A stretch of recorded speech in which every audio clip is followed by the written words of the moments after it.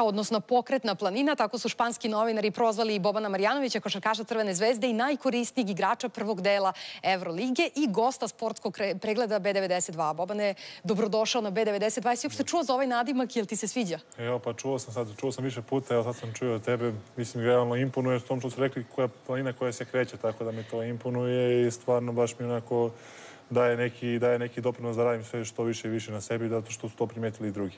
E sad, ono što je takođe priznanje, ono što su primetili i drugi jeste, a i ono što ti radiš u stvari na terenu, pa se egzaktno meri, jeste da si najkorisniji igrač ovog prvog dela Evroligu i tu ubedljivo si na prvom mestu.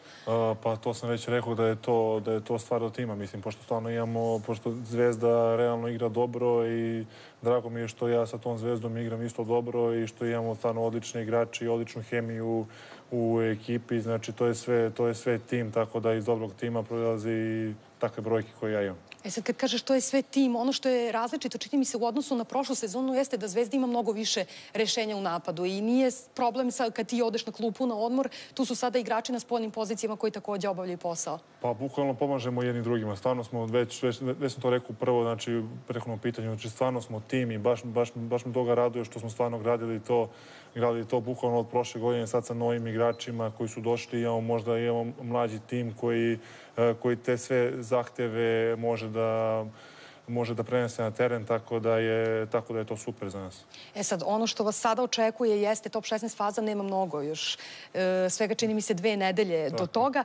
Pre ove utakmice sa Laboral Kučom znali ste da pobedom idete u težu grupu. Jeste uopšte razmišljali o tome? Vi ste odigrali onako sportski i pošteno potpuno na terenu. Pa, mi smo planirali. Mi smo razmišljali da bukvalno odigramo kako znamo i umemo. Vidim, rezultat je došao samo od sebe, baš zbog toga što smo se ispoštovali smo svaki dogovor koji smo dogovorili u svečanici. Nismo imali nikakve kalkulacije u glavi. Sad ćemo da izgubimo, sad ćemo da dobijemo. Mislim, to je u ovakvom takmičenju teško je to kalkulisati, ali generalno super što smo dobili ovakvu grupu i imamo stvarno pet evroligaških pobednika koji su osvojili Evroligu. Tako da mislim da smo dobili dobru grupu i moramo dobro se oznojimo sa svakim.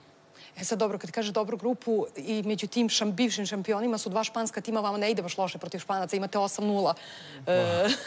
Ali ste dobili sada najteže španske timove, Real i Barcelonu. Dobili smo najteže španske timove, tako da je jedna dobra stvar, baš zbog toga što igramo prvu utakmicu posle Nove godine, igramo ovde pred našim navijačima u areni i nadam se da će doći u što većem broju i da će nas podržati baš protiv te prve utakmice u top 16, baš protiv takvog protivnika i puno će nam značiti. Pošto smo juče igrali pred praznim tribinama i baš se osjećao nedostatak navijača koji nas bodre. E sad, svi spominju Real i Barsu, ali zaboravljaju da tu je Makabi koji je aktualni šampion Evrope, takođe Panathinaikos, protiv koga Zvezda može da traži svoju šansu, možda čak i u gostima neku pobedu da zabeleži, a ko je najteži rival?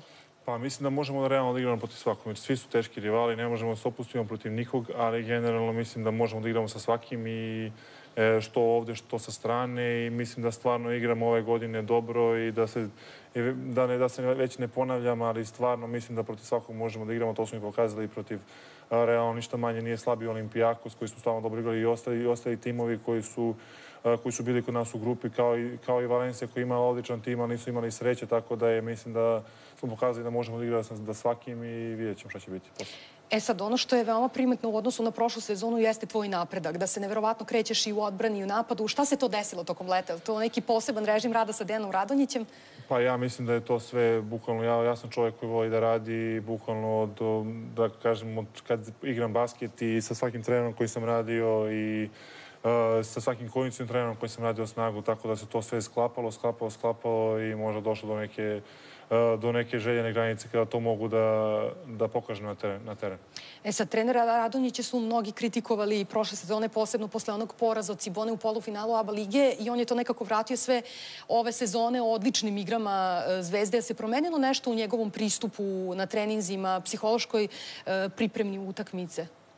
Pa sad to šta je on promenio, ali generalno prema nama je mnogo bolji, znači mnogo se bolje radi. Radilo se i pre, ali generalno sad vidi se ta neka možda bolja atmosfera, možda među igračima, možda ovako, ali generalno nešto se desilo da nam ide bolje. Realno tako, evo, to vidite i sami da sada nemamo nijedan poraz u ABA ligi i da smo ušli u top 16, tako da eto, možda teo je da pokaže da je baš zbog toga da je taj poraz od Cibone bio slučajan. Nismo imali taj sreće, nije bilo to naše veče, tako da jedna utakmica u ovom slučaju priča mnogo, ali eto, s druge strane pokazuje da smo stvarno napredovali, svi treneri, igrači, tako da je to dobra stvar. Dobro, ono što je dobra stvar da ove sezone neće jedna utakmica odlučivati, nego će se igrati play-off. Selektor Đorđević te je već hvalio, očekuješ poziv u reprezentaciju? Pa, znači, realno, stvarno je čast igrati za reprezentaciju, da se ne ponjam, kao što i pričao, ali to je stvarno živa istina, kao mali pratio sve, tako da je generalno to je stvarno zadovoljstvo i ako se do toga dođe, bit će mi čast. Hvala mnogo, srećnom nastavku i srećno ovoj trci za najkorisnijih igrača Euroligije. Hvala puno. Mi nastavljamo sa ostalim informacijama. Sinoćne utakmice obeležili su Taranski